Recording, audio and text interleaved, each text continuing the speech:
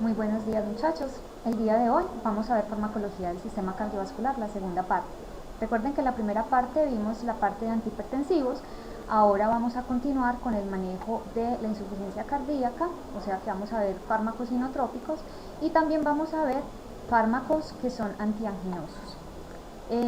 Vamos a ver la agenda del día de hoy. Entonces, como les comenté, son los fármacos para la insuficiencia cardíaca, fármacos antiarrítmicos, una breve introducción a los fármacos antiarrítmicos y fármacos antianginosos. ¿Qué es la insuficiencia cardíaca?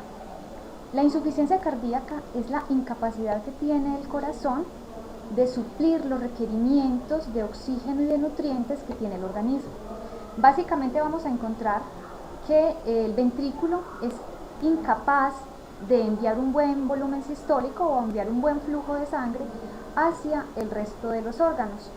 Por lo tanto, la insuficiencia cardíaca se caracteriza por una contractilidad disminuida del ventrículo y esto va a llevar a que haya una congestión circulatoria que va a afectar al paciente. Usted lo va a ver manifestado con edemas y también con congestión pulmonar. ¿Qué va a pasar entonces si tenemos un ventrículo que es incapaz de contraerse eficientemente? Al no ser capaz de enviar un buen volumen de sangre hacia el resto de los órganos, va a disminuir la perfusión a los órganos distales. Entre los órganos que van a tener disminución de la perfusión vamos a tener el riñón. Recuerden que en la nefrona, cuando hay poco flujo o cuando hay disminución en la presión, se activa el sistema renina-angiotensina-aldosterona gracias al sistema justaglomerular de la nefrona. Este sistema renina-angiotensina-aldosterona pues va a concluir con la producción de aldosterona, la cual a su vez va a llevar a vasoconstricción y retención de sal.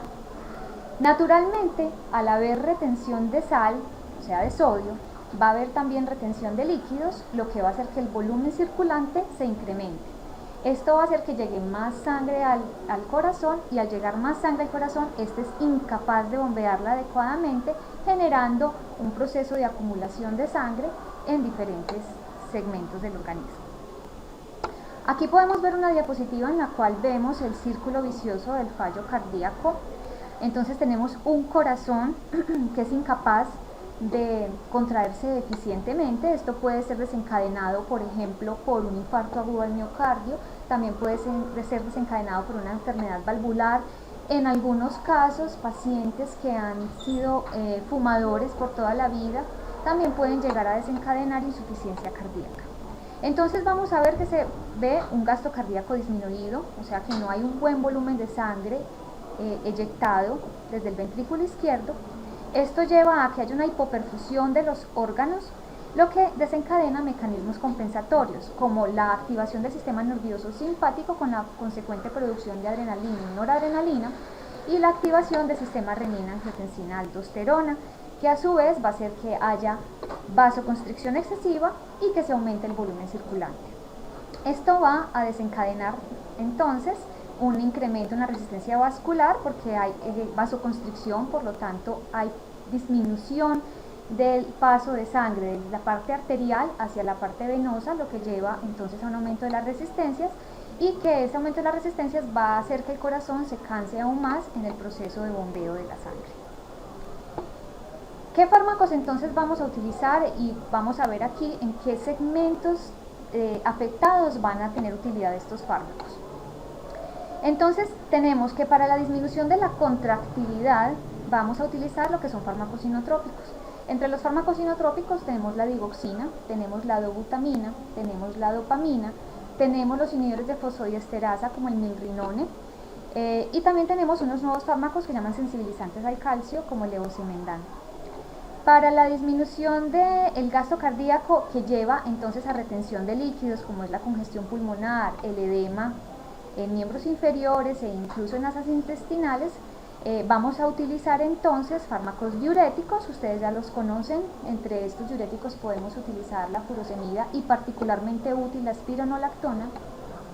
Y también podemos utilizar entonces nitratos, que son básicamente fármacos vasodilatadores. Entre los vasodilatadores también pueden estar los antagonistas de angiotensina y estarían los calcioantagonistas y aunque no es un vasodilatador, vamos a ver que también se utilizan los beta bloqueadores.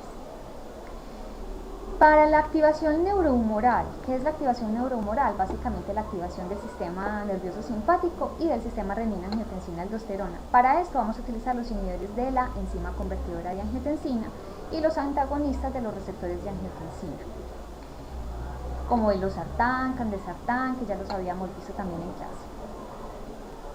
Como el corazón va a tener una sobrecarga de líquido que tiene que manejar porque se le aumentó el volumen circulante, vamos entonces a dar diuréticos para que esa poscarga o esa cantidad de sangre que llega a ese corazón no sea tanta y disminuya entonces el trabajo cardíaco. Pues allí vuelven a jugar un papel importante los diuréticos. Aquí en lo que es la activación neurohumoral también tenemos entonces los beta bloqueadores. Recuerden que los beta bloqueadores bloquean los receptores beta que tenemos en el organismo, y unos receptores beta que tenemos son los del sistema justaglomerular, que están encargados de producir renina. Si yo bloqueo entonces estos receptores, naturalmente no va a haber producción o no se va a activar de manera muy importante el sistema renina-angiotensina-aldosterona, disminuyendo entonces la vasoconstricción mediada por angiotensina. Muy bien. Entonces, aquí nuevamente les repito, los agentes terapéuticos, los que incrementan la contractilidad, llamados inotrópicos, ahí tenemos la digoxina, la dopamina, la dobutamina, que ustedes ya conocen la dopamina, la dobutamina, que la vimos en el sistema nervioso simpático.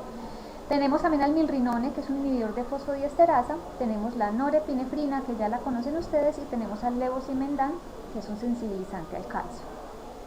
Los que reducen la precarga del corazón y la resistencia de la aorta, tenemos los diuréticos y algunos vasodilatadores como los nitratos.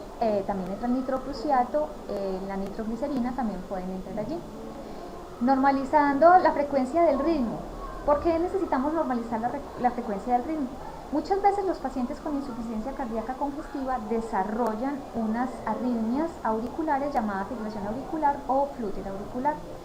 Esto hace que obviamente las aurículas pierdan su capacidad de bombeo adecuado, y en esos momentos sería necesario utilizar fármacos que ayuden a regularizar esta frecuencia y este ritmo. Entre estos fármacos tenemos los beta bloqueadores, los calcio antagonistas, y también la digoxina ayuda a este control. Y por último, para normalizar el sistema renina-angiotensina-aldosterona, los IECAS, los ARA2 y nuevamente la digoxina. Entonces vamos a empezar desglosando poco a poco los fármacos que para ustedes hasta el momento son desconocidos. Empecemos entonces por los inotrópicos, y entre los inotrópicos tenemos los glucósidos cardíacos. Los glucósidos cardíacos son fármacos todos derivados de unas plantas, de un género de plantas que se llaman digitalis. Esta es la flor, la hay púrpura, la hay también blanca. En este caso les tengo aquí la digitalis lanata, que es la blanquita. Y a partir de esta planta se extrajo una sustancia llamada digoxina, y esta sustancia entonces es un glucósido cardíaco. ¿En qué casos se utilizan los glucósidos cardíacos?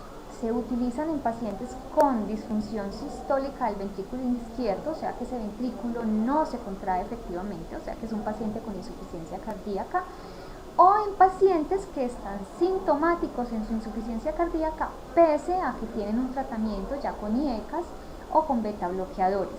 También, como les mencioné anteriormente, los glucósidos cardíacos, en este caso la digoxina, es útil para los pacientes que tienen arritmias auriculares.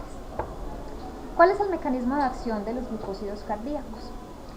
Los glucósidos cardíacos pues obviamente trabajan en el cardiomiocito, o sea dentro de la célula cardíaca, inhibiendo la bomba de sodio-potasio ATPasa.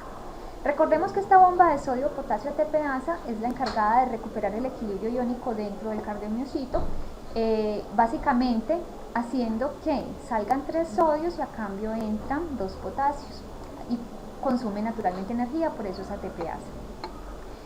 Si yo bloqueo esa bomba, se va a incrementar el sodio intracelular, y el aumento de este sodio va a evitar que el calcio sea retirado por medio de otra bomba que se llama el intercambiador sodio-calcio. Como no se retira sodio, tampoco sale el calcio, entonces hay acumulación de calcio, lo que finalmente va a llevar a una mejoría en la contractilidad, porque el calcio ayuda a que las fibras de actina se puedan unir a las fibras de miocina, las cuales son las encargadas de producir la contracción. Entonces aquí hay un esquema. En este esquema vamos a ver básicamente dónde es que actúan los digitálicos.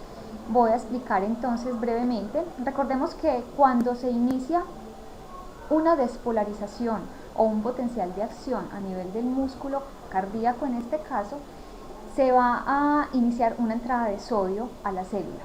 Esta entrada de sodio en la célula cardíaca también en una parte de la despolarización va a estar acompañada de la entrada de calcio. Entonces aquí podemos ver el canal de calcio, se llama un canal lento de calcio, y a través de este canal lento ingresa el calcio a la célula. Cuando este calcio ingresa a la célula, desencadena que a partir del retículo sarcoplásmico que está también en el cardiomiocito, que a este retículo sarcoplásmico tiene la capacidad de almacenar calcio, salga ese calcio que está almacenado. Es decir, que por la acción del canal de calcio, entra calcio de afuera, y por la activación del retículo sarcoplásmico que permite la salida del calcio almacenado, se van a incrementar notoriamente los niveles de calcio en la célula cardíaca. Este calcio naturalmente va a ir a actuar sobre las fibras de actina, que aquí las vemos esquematizadas como en unos círculos blancos. Esta actina va a poder entonces hacer su interacción con la fibra de miocina. Cuando estas dos se unen, pues produce básicamente una contracción de la fibra. ¿Qué es lo que hace el calcio allí? El calcio hace que la troponina C, que aquí la vemos, ¿cierto? La troponina C cambie su configuración o se mueva, y al moverse hace que queden activos los sitios donde va a interactuar entonces la actina con la miocina para facilitar la contracción cardíaca. Este calcio, cuando ya termina la contracción cardíaca, nuevamente reingresa al retículo sarcoplásmico y también sale de la célula cardíaca porque no puede estar todo el tiempo allí adentro. ¿Cómo sale entonces de la célula cardíaca este calcio? Este calcio va a salir a través del intercambiador sodio-calcio, que es una bomba que se va a encargar de sacar calcio y a cambio entra sodio. Pero ¿cómo así que entra sodio? ¿Y de dónde entra sodio si ya habíamos entrado sodio? Recordemos que las bombas sodio-potasio ATPasa se encarga de que ese sodio que entró en el momento de la despolarización inicial del músculo cardíaco sea sacado de la célula y a cambio reingresa potasio. Entonces, este sodio que sale vuelve a reingresar aquí por el intercambiador y de esa manera puede salir el calcio. Esta es la forma como normalmente funciona la célula cardíaca.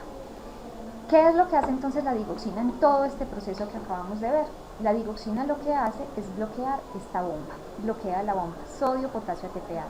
Si yo bloqueo esta bomba, ella es incapaz de sacar el sodio y entrar el potasio. Si no saca sodio, este sodio se acumula dentro de la célula, por lo cual tampoco el intercambiador sodio-calcio puede funcionar, porque esto funciona gracias a que hay un gradiente, o sea que hay mayor concentración de sodio en el exterior que en el interior de la célula. Si aquí ya no hay suficiente sodio, pues tampoco ingresa y de esta manera tampoco saldría el calcio. Y si no sale el calcio, este calcio necesariamente tiene que tratar de acumularse dentro del retículo sarcoplásmico que quede allí almacenado, y de esta forma queda disponible para una futura contracción, mejorando notoriamente la contracción del paciente, de su músculo cardíaco. Muy bien, ¿qué efectos entonces van a tener los glucósidos cardíacos, o sea la digoxina, a nivel del corazón? Si hay una mejoría en el calcio o un incremento del calcio, va a haber una mejoría en la contracción y esto va a hacer que finalmente el volumen de eyección mejore. Si mejora el volumen de sangre que sale del corazón, está mejorando el gasto cardíaco, y si está mejorando el gasto cardíaco, mejora la perfusión sistémica. Si hay muy buena perfusión de los órganos, nuestro riñón va a ser uno de los órganos beneficiados de esta nueva perfusión, y de esta manera ya no se activa el sistema renina-angiotensina-aldosterona ni tampoco se activa el sistema nervioso simpático. Si no se activa la angiotensina ni se activa entonces la secreción de adrenalina y noradrenalina del simpático, no hay tanta vasoconstricción y el corazón no tendrá que hacer tanto trabajo para sacar la sangre en el momento de la sístole, y también va a mejorar el flujo renal, lo que va a permitir que este riñón vuelva a tener filtración, y si vuelve a tener filtración va a poder excretar sodio y agua. Los glucósidos cardíacos a nivel del sistema nervioso autónomo, entonces al parecer tienen un efecto sobre el sistema nervioso parasimpático, incrementando la actividad del nervio vago, El nervio vago entonces va a hacer que en el corazón se inhiba el nodo sinusal o de alguna manera trabaje más lentamente, se retrase también la conducción por el nodo auriculoventricular, lo que hace que haya un control de la frecuencia cardíaca. Aquí estaría el efecto entonces como antiarrítmico para arritmias auriculares que les comenté que tenían la digoxina para los pacientes con fibrilación auricular o con flúter auricular. Igualmente dijimos que disminuye el tono simpático, entonces hay menos vasoconstricción, lo que hace que haya menos resistencias vasculares. ¿Cuál es la farmacocinética de los glucósidos? Bueno, los glucósidos ustedes los pueden encontrar en gotas, en tabletas y también en solución para administración parenteral, básicamente intravenosa. La absorción cuando es utilizado por vía oral es variable, pero con una buena biodisponibilidad. La biodisponibilidad varía entre el 70 al 80%, lo que de todas maneras es un buen rango, teniendo en cuenta que naturalmente las gotas se absorben más rápidamente que las tabletas. Por vía intravenosa, si lo administramos, se logra un efecto pico a la hora y media, 2 horas de haber empezado a poner el fármaco, y la vida media de la digoxina es de 1.5 días. ¿Qué quiere decir esto? Que las concentraciones plasmáticas en equilibrio solamente las voy a obtener en el paciente una vez hayan transcurrido de 4 a 5 vidas medias. Es decir, que más o menos a la semana de haber iniciado la infusión de digoxina voy a obtener suficientes concentraciones plasmáticas para comenzar a observar un efecto farmacológico adecuado en ese paciente.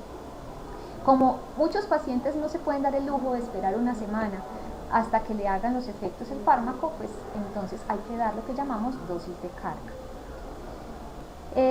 La digoxina se distribuye bien a la mayoría de los tejidos, pero es importante recordar que se acumula en el músculo estriado y también en el músculo cardíaco.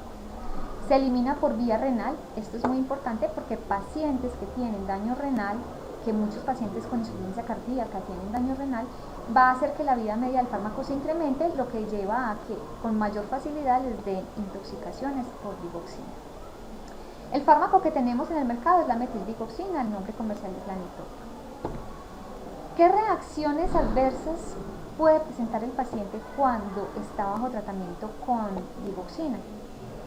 Primero, hay que tener en cuenta que la digoxina es un fármaco de índice terapéutico estrecho. Ustedes ya saben que eso quiere decir que las concentraciones que hacen efecto farmacológico son muy cercanas a las concentraciones tóxicas, o pues, si caen las concentraciones pues se pierde el efecto farmacológico. Esto implica que ojalá se puedan hacer niveles plasmáticos, se puedan medir los niveles plasmáticos de digoxina para poder garantizar el efecto farmacológico adecuado sin pasar a la toxicidad. La digoxinemia entonces, dentro de los rangos que se consideran efectivos, es de 0.8 a 1.2 nanogramos por mililitro.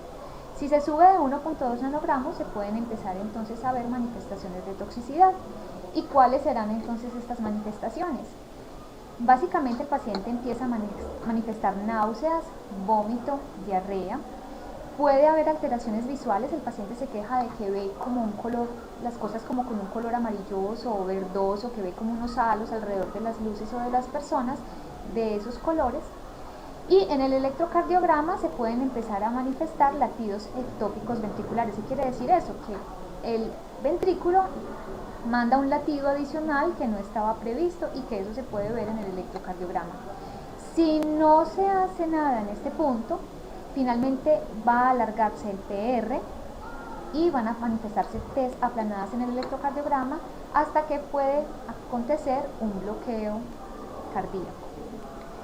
Es importante saber que la hipocalemia aumenta la toxicidad de la digoxina. Si los pacientes que tenemos con insuficiencia cardíaca están recibiendo furosemida, la furosemida, recuerden que produce hipocalemia, y de esta manera la combinación de furosemida con digoxina puede incrementar la toxicidad de la digoxina. La hipercalcemia, aunque no necesariamente es frecuente en los pacientes con insuficiencia cardíaca, podrían tener un goteo de calcio, y si ese goteo de calcio pasa con rapidez, pues le produciríamos una hipercalcemia al paciente que también puede hacer que se incremente en mayor medida la toxicidad por digoxina. ¿Qué fármacos interactúan con los digitálicos? Los diuréticos tiacídicos y los de ASA, básicamente porque producen hipocalemia. Recuerden que la hipocalemia lleva entonces a mayor riesgo de toxicidad. Fármacos bloqueadores de canales de calcio, los calcioantagonistas como el verapamilo, porque estos hacen que se enlentezca mucho la conducción a través del nodo auriculoventricular y del nodo sinusal, lo que lleva a que aumente el riesgo de bloqueos. Quinidina y otros antiarrítmicos como la miodarona, fármacos como el omeprazol, que son del nivel del tracto gastrointestinal, pues que afectan el tracto gastrointestinal, y los antibióticos macrólidos también afectan entonces a la digoxina porque la desplazan de sus sitios de unión a las proteínas plasmáticas, haciendo que naturalmente haya más fármaco libre, y si hay más fármaco libre hay más fármaco para hacer efecto, lo que hay mayor riesgo de toxicidad. Cuando se administran entonces quinidina, miodarona, omeprazol o macrólidos, las dosis de infusión de digoxina deben ser menores. Con esta parte terminamos lo que es la digoxina. Pasemos entonces a los otros inotrópicos que son más nuevos en el mercado. Entre estos tenemos los inhibidores de la fosfodiesterasa 3. Estos fármacos tenemos disponibles la inamrinona y el milrinone. Sus nombres comerciales son Inocor y Corotropo. Estos son fármacos derivados del anticolinérgico viperideno, que lo vimos por allá cuando vimos sistema nervioso parasimpático. Recuerden que servían para el manejo del Parkinson medicamentoso. Estos fármacos, el inamrinone y el milrinone, actúan sobre el cardiomiocito, estimulando la contractilidad miocárdica y acelerando la relajación. Por lo tanto, también facilitan pues, que haya un buen llenado del corazón. Reducen entonces la presión de llenado del ventrículo izquierdo y la resistencia vascular porque producen vasodilatación venosa y arterial. Estos dos efectos, tanto estimular la contractilidad como mejorar la relajación del corazón y el hecho de que haya poca resistencia al flujo sanguíneo en el momento de la sístole, va a hacer que se mejore el gasto cardíaco. ¿Cuál es el mecanismo de acción entonces de los inhibidores de fosfodiesterasa? Para poder entender este mecanismo de acción es importante primero saber qué es la fosfodiesterasa. La fosfodiesterasa la tenemos de varios tipos, la A y la 3, la A y la 5. Para nuestro caso nos interesa saber la fosfodiesterasa 3. La fosfodiesterasa 3 es una enzima y es una enzima que se encarga de destruir o de metabolizar el AMP cíclico. Si yo disminuyo los niveles de AMP cíclico en la célula, pues finalmente ya no hay buen calcio dentro de la célula. Por lo tanto, si yo inhibo la enzima fosfodiesterasa, esta ya no va a poder degradar al AMP cíclico. Esto va a hacer que los niveles de AMP cíclico intracelulares se incrementen y este AMP cíclico finalmente va a dar como resultado que se activen canales de calcio que permite que entre calcio a la célula cardíaca y que por lo tanto este calcio pueda ayudar en la contracción de esta fibra. La fosfodiesterasa 3 a nivel del músculo liso vascular, o sea a nivel de los vasos sanguíneos, tiene un efecto diferente. Allí no va a aumentar el calcio disponible realmente, o sea que no va a mejorar la contracción del músculo liso vascular, sino que por el contrario va a hacer que haya relajación de este músculo liso. Esto lo hace por un mecanismo de inhibición de otra enzima, o sea que cuando yo inhibo la fosfodiesterasa, finalmente va a haber inhibición de una enzima que se llama la enzima quinasa de miosina, y esto va a evitar la contracción de este músculo liso vascular. Entonces, por un lado voy a obtener un efecto inotrópico en el músculo cardíaco y por otro lado voy a tener un efecto vasodilatador. Estos fármacos inhibidores de fosfodiesterasa se utilizan para pacientes que están descompensados gravemente en su insuficiencia cardíaca. Son pacientes que necesitan hospitalización y generalmente hospitalización en unidades de cuidados intensivos. Estos fármacos se ponen en goteos continuos, generalmente por periodos no mayores a 5 días, porque de todas maneras se ha comprobado que aumentan la mortalidad de los pacientes. Son tóxicos, pueden producir arritmias ventriculares y como dijimos que producían vasodilatación, pues un efecto muy marcado va a ser la hipotensión de los pacientes. Aquí les explico de una manera gráfica cuál es el mecanismo de acción entonces de los inhibidores de fosfodiesterasa. Inicialmente hablemos de la parte fisiológica normal. Cuando la norepinefrina, o sea la noradrenalina o la adrenalina, actúan sobre el receptor beta 1 del músculo cardíaco, se estimula la proteína G estimulante. Esta proteína G estimulante a su vez va a activar una enzima que se llama la adenilciclasa, y la adenilciclasa tiene la capacidad de convertir el ATP en AMP cíclico. Este AMP cíclico a su vez va a activar a la proteína quinasa A, que va a dar como resultado la apertura de canales de calcio que van entonces a entrar calcio a la célula, va a salir calcio del retículo sarcoplásmico y todo esto va a hacer que interactúe con las fibras de miosina y de actina para que se dé la contracción. La fosfodiesterasa 3, entonces, como habíamos dicho, es la enzima encargada de degradar al AMP cíclico, de romper a este AMP cíclico. Si el paciente tiene la fosfodiesterasa muy activa, pues van a disminuir estos niveles de AMP cíclico, lo que va a llevar a que no haya buen calcio. Por lo tanto, al yo bloquear esta enzima, voy a incrementar estos niveles de AMP cíclico, que finalmente van a incrementar los niveles de calcio en la célula. ¿Cuál es la farmacocinética del milrinone, que es el más utilizado, el que preferentemente se utiliza? La vida media es de media hora hasta una hora. La unión a proteínas plasmáticas es aproximadamente del 70% y su excreción es renal. Se da una dosis de ataque, o sea, una dosis de carga de 50 microgramos por kilo lentos en 10 minutos y posteriormente se pasa a dosis de mantenimiento que, dependiendo de lo que el médico desee, pueden variar de 0.35 a 1 microgramo kilo minuto.